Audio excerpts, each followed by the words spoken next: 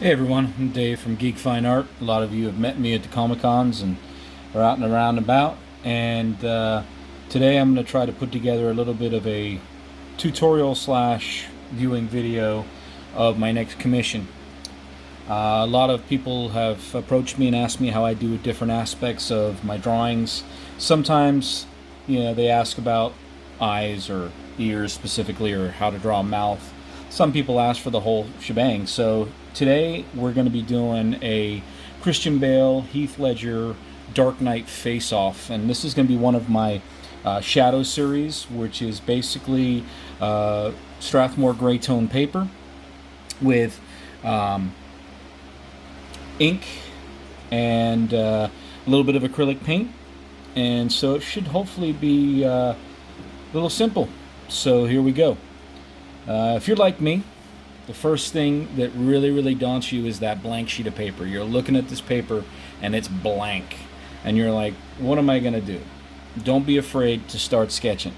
Just know that anything you do, as long as you do it light enough, can be undone if you don't like it. And that's the great thing about artwork, is sometimes you don't like it, and you can start over, or you can erase, you can go backwards, forwards, and that's the great part. So now we're gonna have two characters facing off. We're gonna have them pretty close together. So what you want to do is you want to gauge out what you're gonna do as far as the layout. Always get your layout first. Okay, I'm using a non-photo blue pencil to rough out the edges so I can see. You really can't see it on the video too well until we start using the regular traditional lead pencil. But what this does is it gives me a light blue line where I can plot out where the chins are, where the heads are, where the foreheads, and so forth. Again, don't be afraid to start experimenting. This paper is here for you, not the other way around. So I'm going to switch over to my grays now. I've got my plotting done. So now I know that eye level is going to be about here. So I can gauge everything off of the facial features.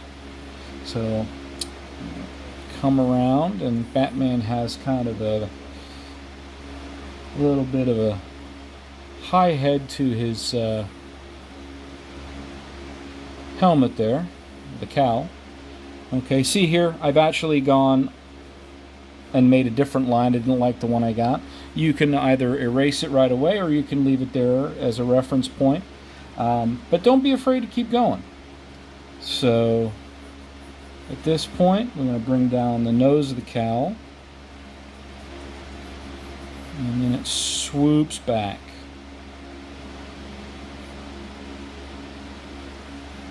And again, I may not get these proportions right the very first time, but that's what stepping back and looking is for. So here, bring it over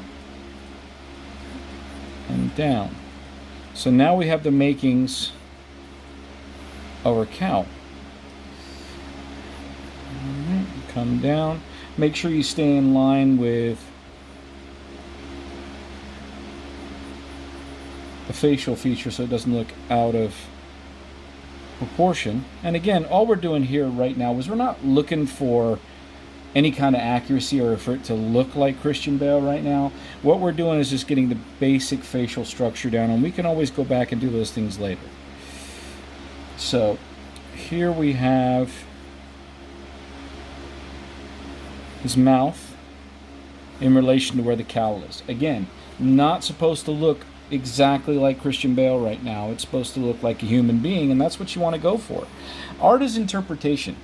If you want to get it to look like somebody, if that's your style, go for it. But I learned long ago that if your style doesn't match exactly something that you're using as a reference, then it's not all that bad. Your style is your style, and it's going to be what it's going to be. Learn to embrace it and not to think too much into it. See, now that we've got that down, I can see that using my reference photograph the lips are a little higher up towards the top nose piece of the cowl. So I'm going to bring that down.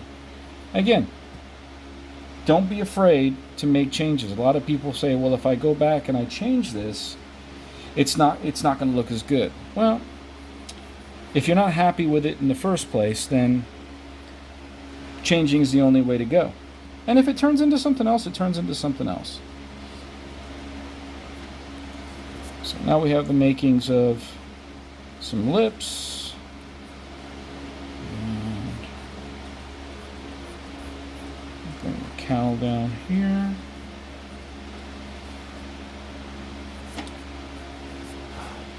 And remember, not everything is one big picture. Sometimes you divvy it up into several small pieces because that makes it manageable. And not everything is one piece. In nature, everything's made up of different pieces that when they come together, they look like a whole. So look at your drawing as that kind of approach.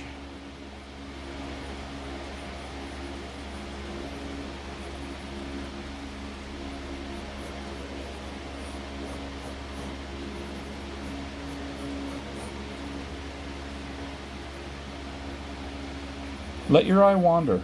Let it go to what it wants to go to, because that's what you're most comfortable with.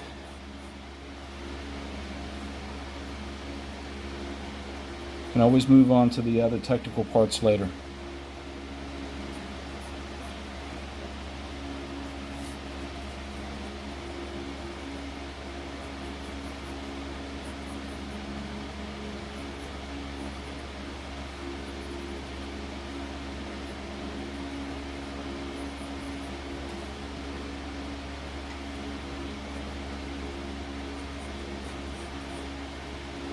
And again, you can erase as you go, or you can leave the lines there and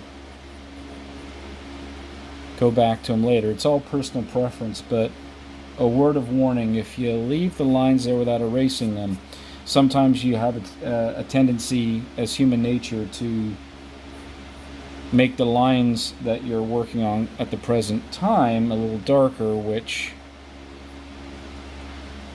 isn't always a good thing.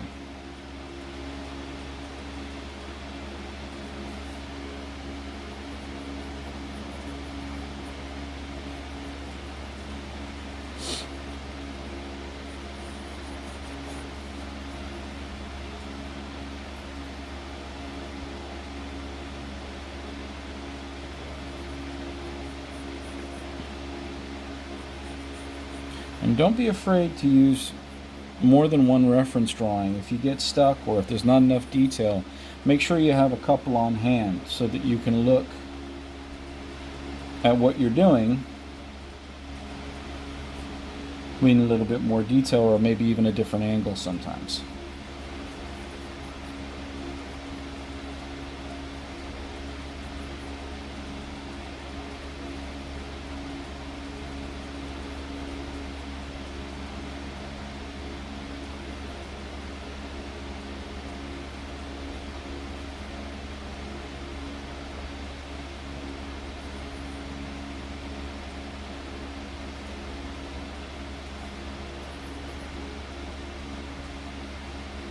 Again, I'm not real happy with this chin, but I'm always constantly adjusting it so that I can bring it in just a little bit.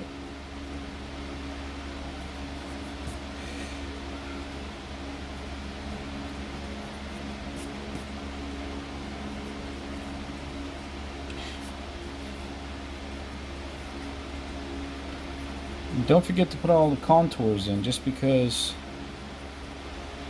that gives it a little bit of authenticity, a little bit of realism.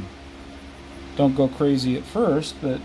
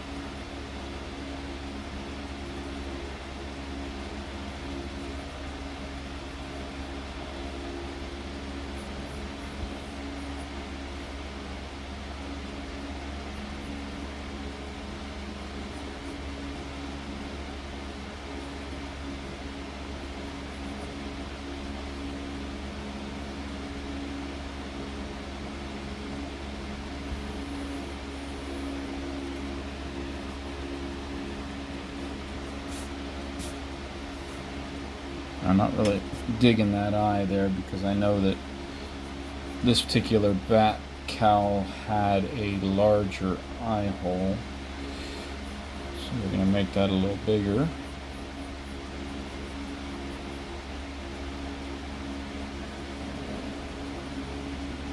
can see his eye inside there.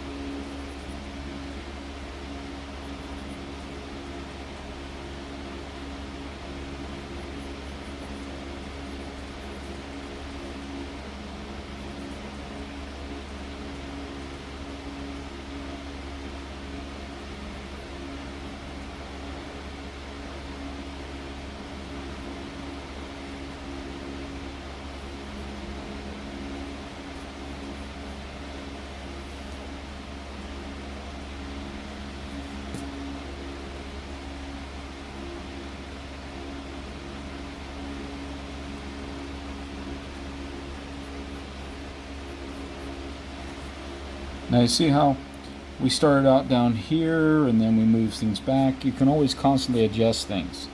So nothing's set in stone. That's what pencil's wonderful for.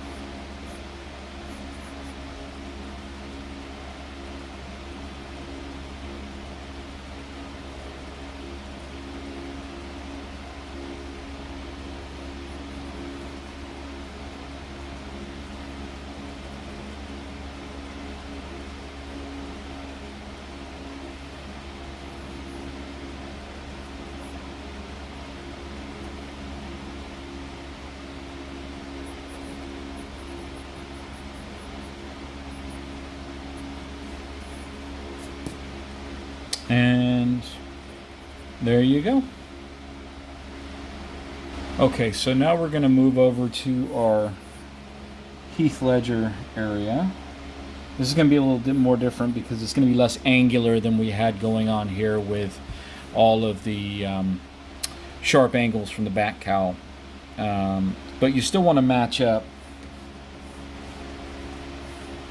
your eyes, ears, nose, mouth, so it looks like they're facing off on the same level. So, again, we've got our initial kind of head space here.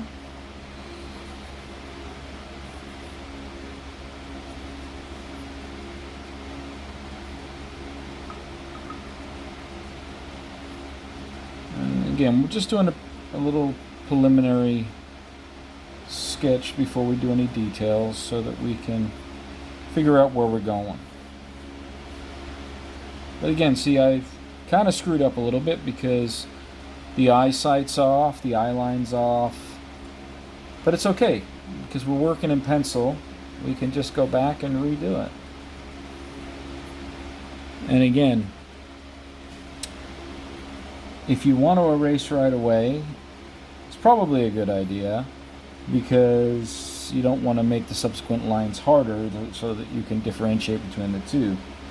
So if you have a lot of lines going on that you don't like, it wouldn't be a bad idea to erase them.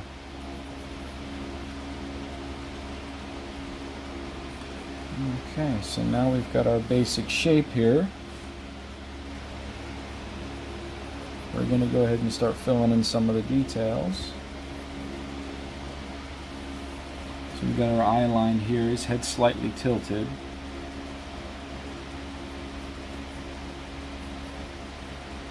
So we're going to bring this over.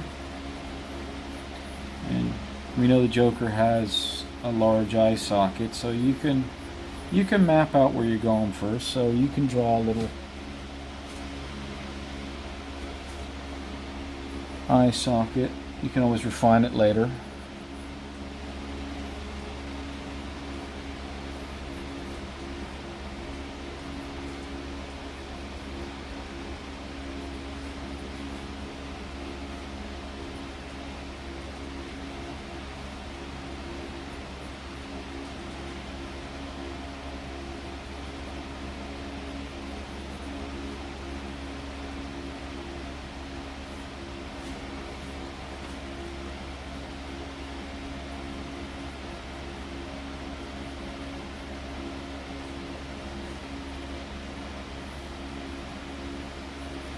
And again, you can just guesstimate while you're sketching where the lines would be. You can always tighten them up later.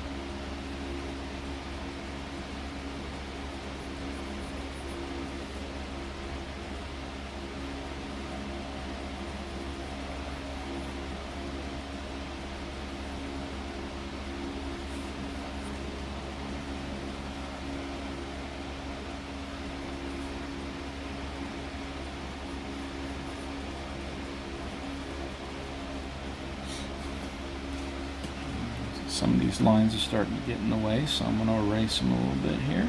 Don't go too heavy on your eraser or your pencil lines because then you start gouging out the paper. You don't want to do that.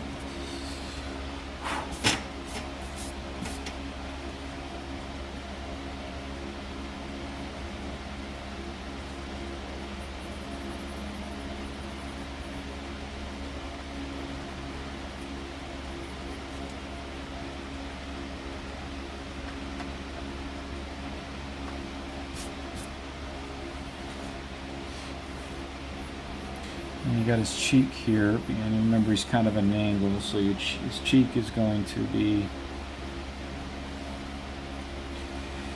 kind of obscuring the eye just a little bit.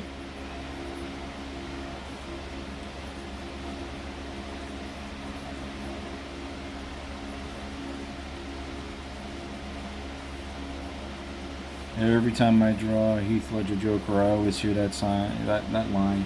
I wonder when he got these scars. He was such a great actor. Did, in my opinion, the greatest Joker role on screen for sure.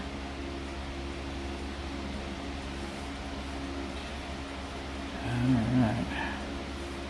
So it's starting to kind of take a little shape here, but don't be afraid to mess around with it if you don't like it. You know, that's what the eraser's for.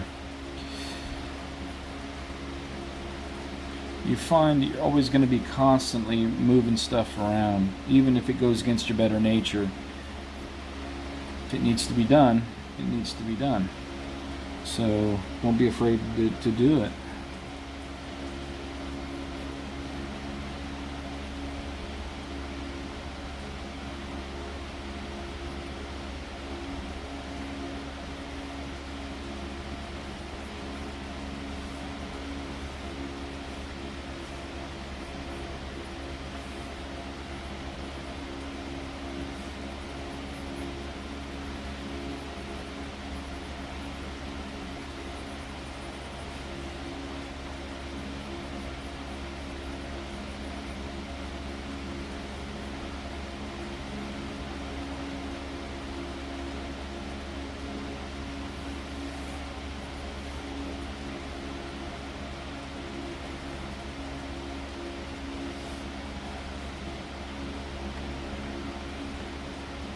See, prime example, I did all that work with the mouth, but when I took a little step back, I didn't like it. So, go ahead and redo it.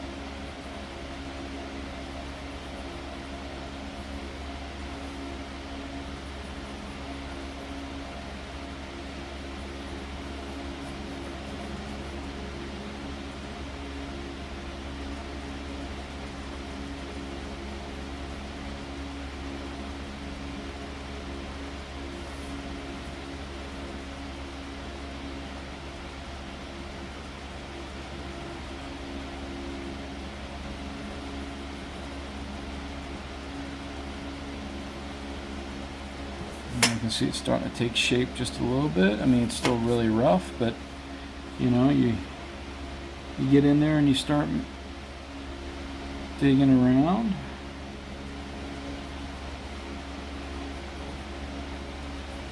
And it starts to look how you want it to. And if it doesn't, just keep plugging at it.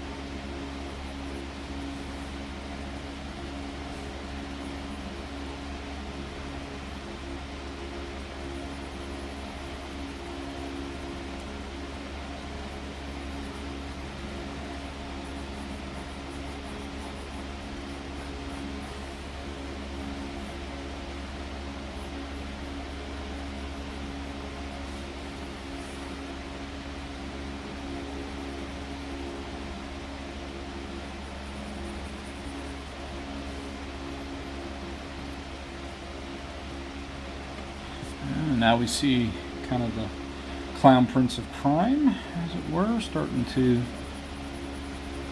evolve here and appear out of the sketch.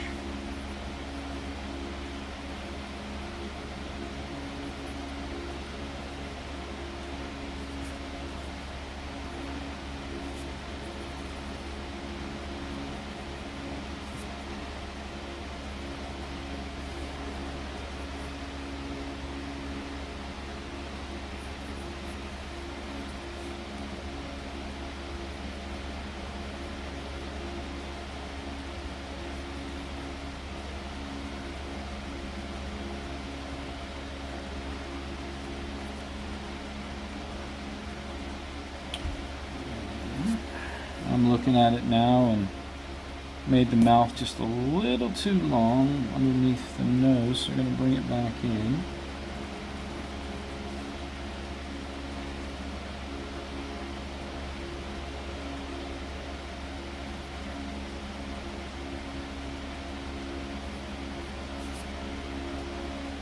So now we're going to have the mouth up here rather than down where it was, but that's okay. Don't be afraid to make changes. If it doesn't look right to your eye, it probably isn't.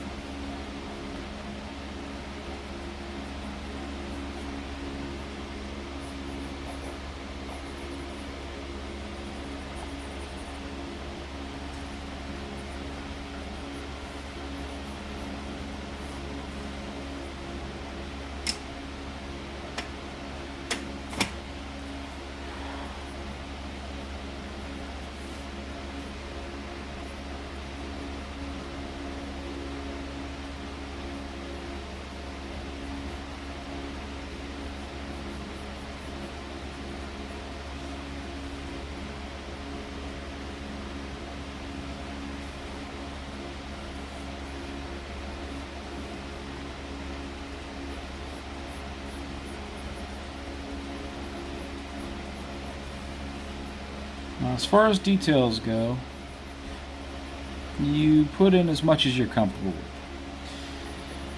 If you put too many in, sometimes it takes away from the look you're trying to achieve.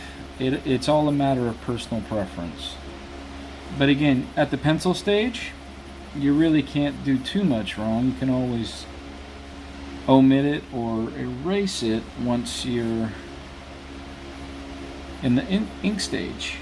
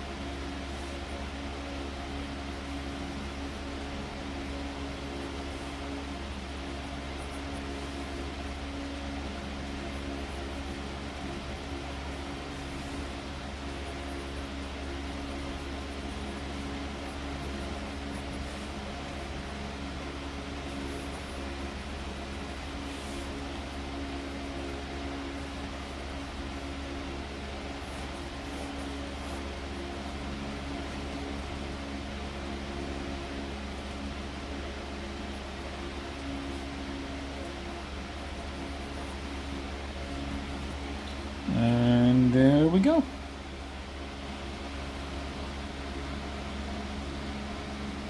Okay, so now we've got our pencil sketch mapped out. We've got the right proportions. We're comfortable with it. We know where we're going with it. Now it's time to start laying down the ink. I like to use the either one of two is the Molotow black liners, or sometimes I use the Pigma graphic ones, which they're both really good. It's kind of up to you which ones you'd like to use. So now that we've got the layout out, we know we're going with it, we're happy, we're good, we're going to start inking it out. Now, bear in mind, you're not doing any filling in right now, you're just cementing the lines you already have there. That way, you don't get bogged down with trying to fill things in and make things look pretty right off the bat. All we're trying to do now is just kind of flesh out the skeleton in pencil that we've already got going on.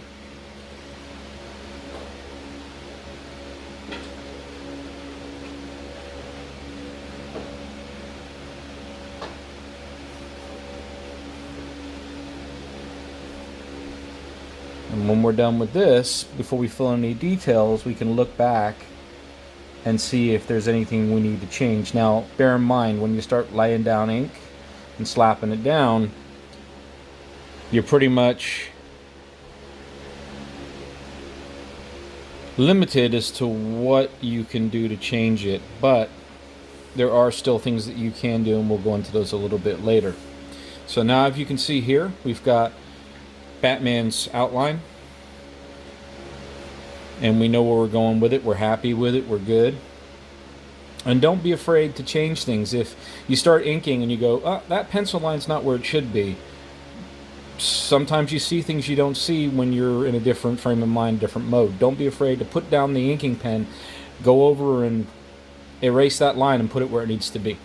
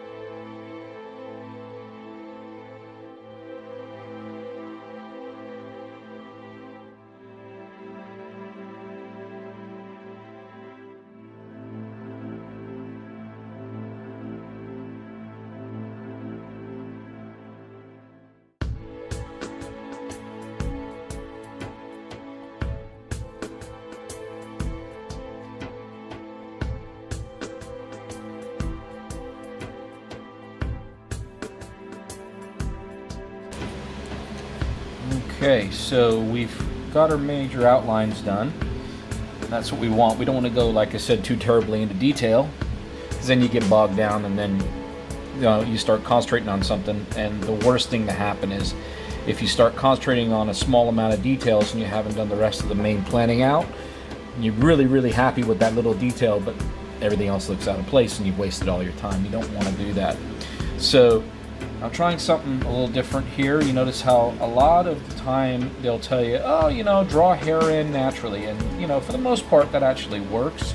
If you want hair to look realistic, you do draw strands.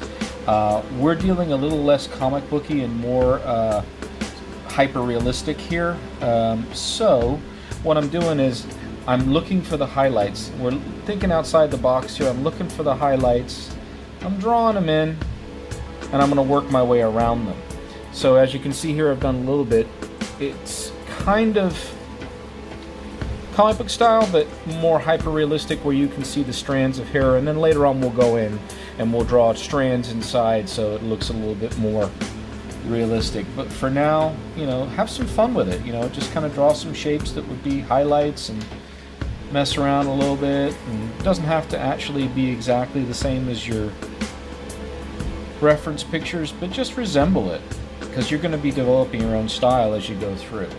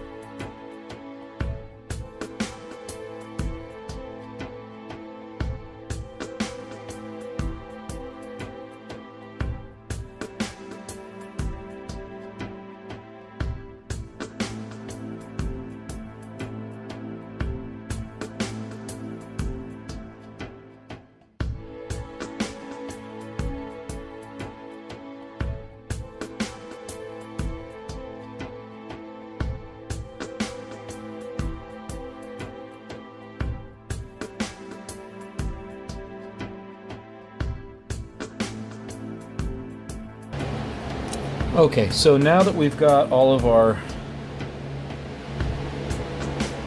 major black lines done, we can go in with the pen and just kind of tighten the lines up a little bit. Make it look a little cleaner. As you can see, Joker's hair is done. We used a little bit of blocking out technique and creating the light and then filling it in with the dark. Kind of backwards way of doing it, but I think it worked out okay. Now don't worry about the light spaces because we're going to be filling these in with the gray accents. So the next thing we're going to want to do after we've shored up all these lines to make sure that they're all nice and tight and crisp and clear, because one thing I love about the Copics is they really do a great job getting absorbed into the paper and they look fantastic. Not always the best at getting the crisp lines that you need, but fortunately you can go back in with the liner markers and make sure that that's all shored up. So right here we got a little gap, and then it's not, see here the lines are not as crisp as you want them. You can just bring it in, block it out, and again here and over here, because Batman's suit was very ergonomic. A lot of sharp lines in this one as opposed to the comic book ones where he had just the cowl and cape were usually the sharp lines, and spandex was, or whatever he used. Those are always kind of fluid lines, almost like more like the Joker's coat. But with this movie version, a lot of hard, sharp lines. So you got to get in there and do your best. Kind of make the lines sharper. And this is going to take a little time. It's not going to happen right away. And if you're like me, you like to hurry up and move on to the next part of the project so you can get it finished. But I've learned that you can't do that. You almost gotta force yourself to not be in a hurry, to not want to rush to that next level. Because if you do that, you end up with something that, number one, doesn't match the vision that you wanted when you first started out, and number two, may not exactly look exactly how you want it, which I guess is kind of the same thing as what I just said twice. So a lot of shoe leather there, don't mind me. I like to rant and rave and keep talking. If you ever met me at the Comic-Cons, you know one of the things that I like to do is talk, so sometimes I tend to duplicate myself.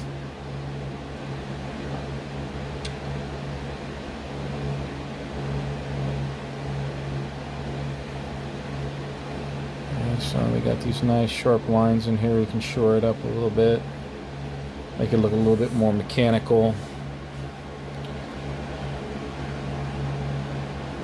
Make sure I got this on screen here so you guys can see what I'm actually blabbing about. Now you've got the cape here, so a little sharper line there, sharper line there.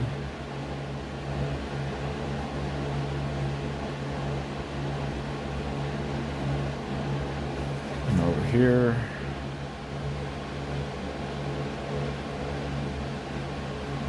sharper. Okay, then we can move on to the Joker. Make sure all the lines are sharp here, mostly in his coat where we have the problem. So I'm going to bring it over so you can see it. I'm going to shore up these lines, make it a little crisper.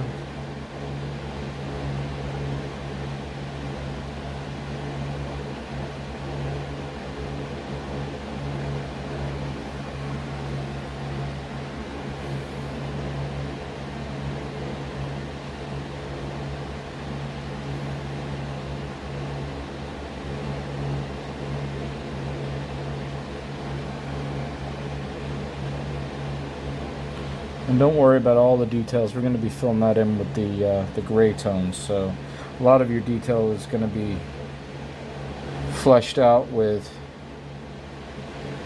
your gray tones. Just going to concentrate on making these lines just a little sharper so it looks a little bit more like fabric.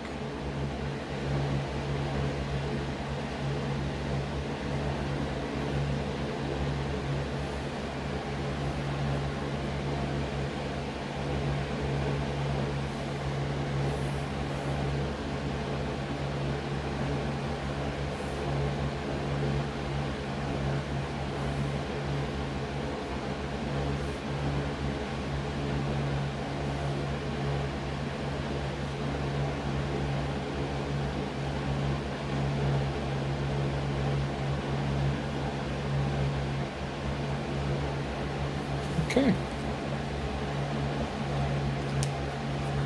So the next thing we're going to do is we've got most of our black lines blocked out, so we know where we're going to go. I like using these Copic markers. They're wonderful. I highly recommend using them. They're alcohol based, so the thing about that is they blend into the paper super quick. So what we're going to do is kind of a two-step process. We've got our pencil lines here, but we don't want to lose them, but we also don't want them to be memorialized in the picture because it's going to look kind of messy. But we also don't want to lose our guidelines. So what we're going to do is we're going to go in with a really light Copic marker first. I like using the warm gray colors because it gives it a little bit more of a natural look. And we're going to go in and we're going to kind of map out with a light gray tone where the darker colors are going to be, work lighter to darker. Then once we're done with that, we can erase the pencil lines and then go in and finish up what we're going to do.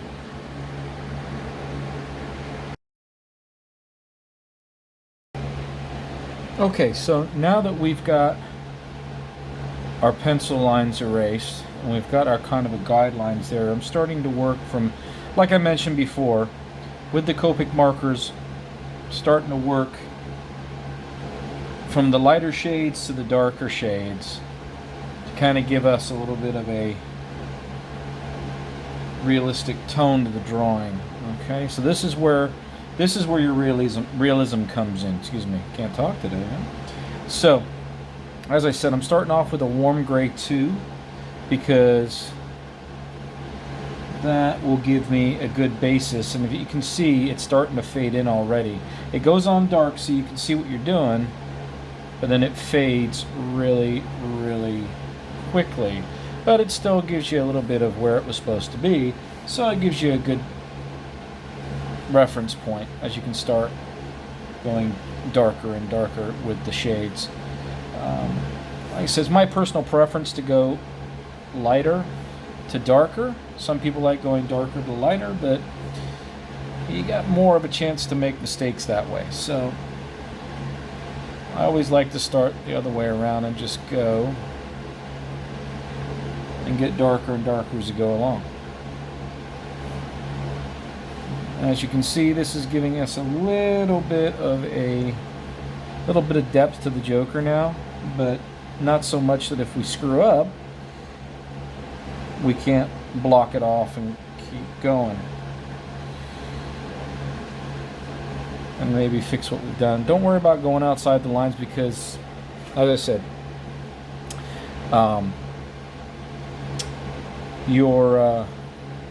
it's going to fade fast,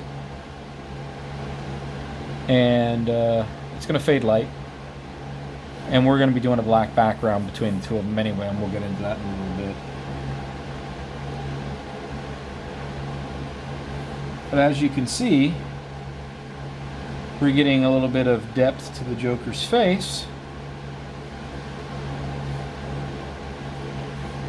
and a little bit of skin tone and wrinkles gives you a little bit of texture without going too terribly nuts, because you don't want to put too much in. It's better to go light and take a step back and look than go dark or start going all in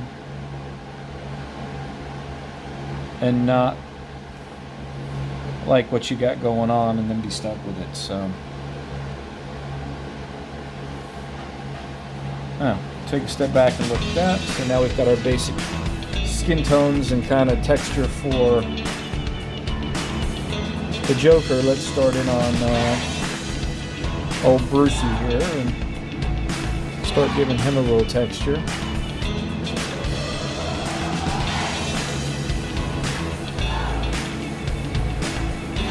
And this is going to cast a little bit of the shadow because of the cowl. But again, we're starting light, and we'll just keep moving as we go.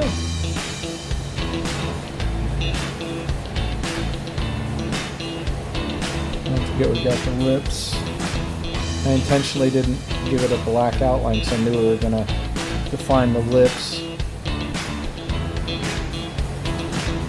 with the gray tones, which I think is a little bit more subtle and works a little better.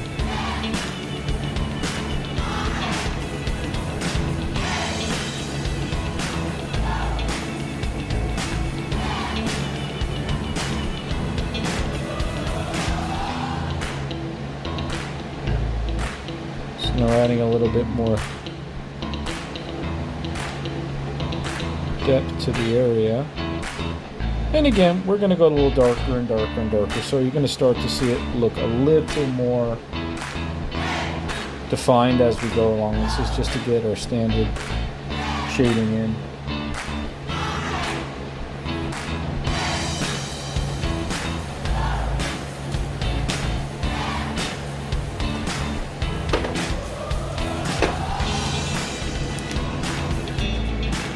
I like to move up one shade at a time, so that it's not too drastic and you can give it time to kind of blend in.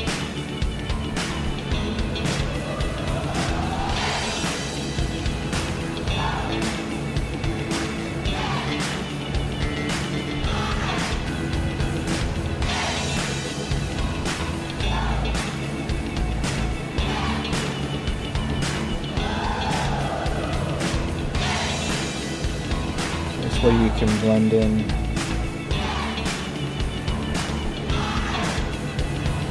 the lighter tones with the darker tones and build on what you have.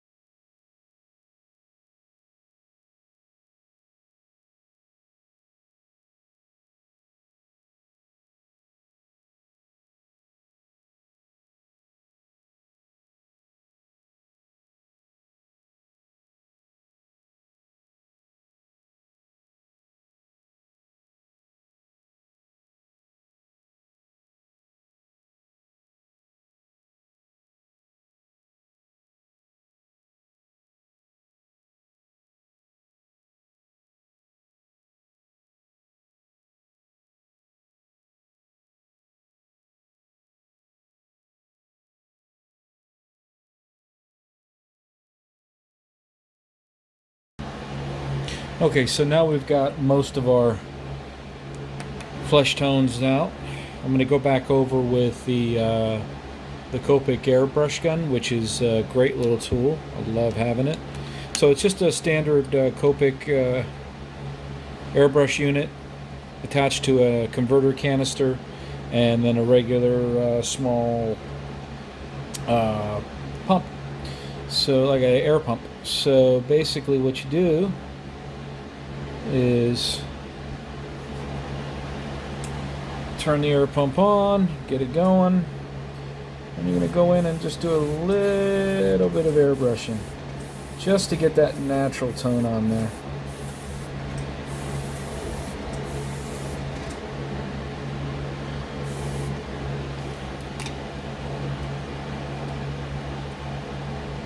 And you may have to experiment with the tones that you want so you can get what you're looking for.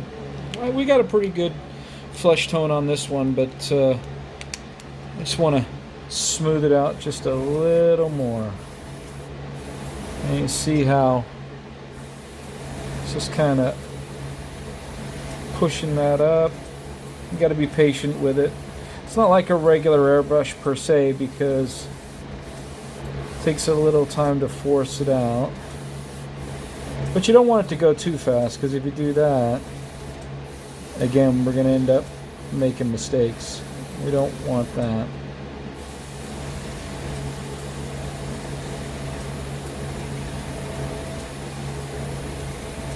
And what we're doing here by doing this is we're giving it a little bit of a three-dimensional look. So it kind of brings it kind of off the page.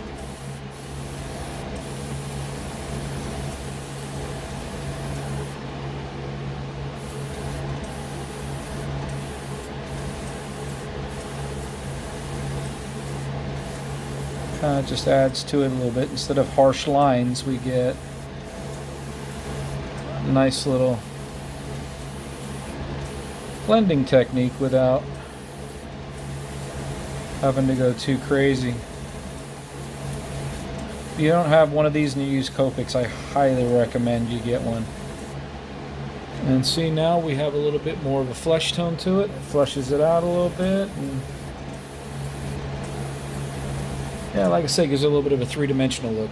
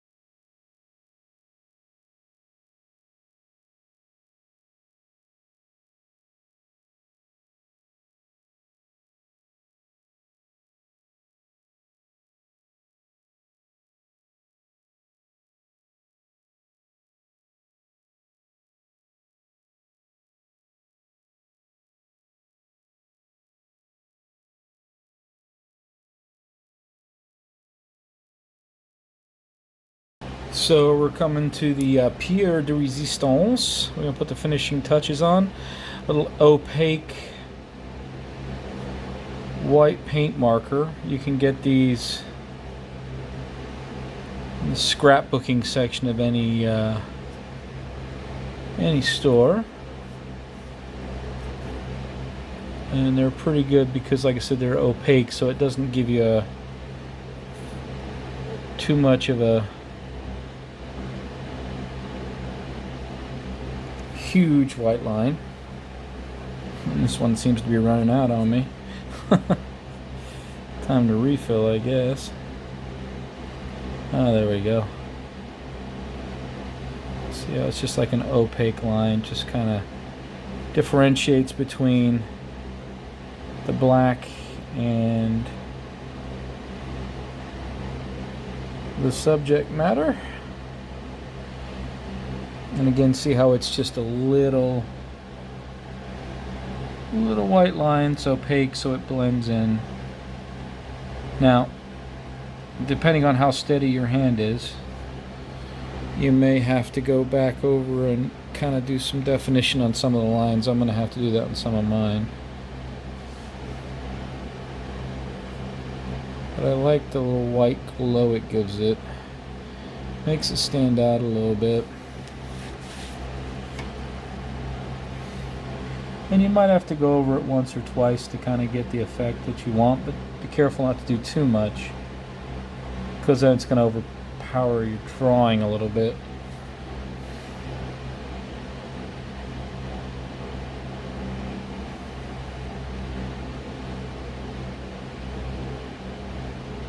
But you want a little something to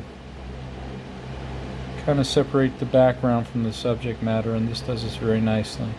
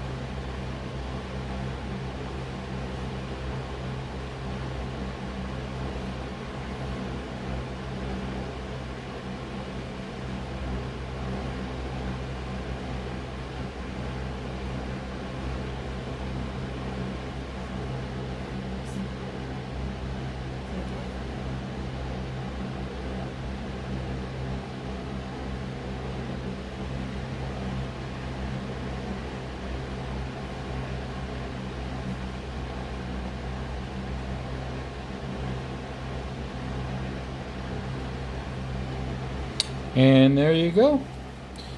The Dark Knight Returns, Batman, and Joker. Hope you enjoyed. And I hope some of these tips helped you out just a little. Have a good one. See you at the next con.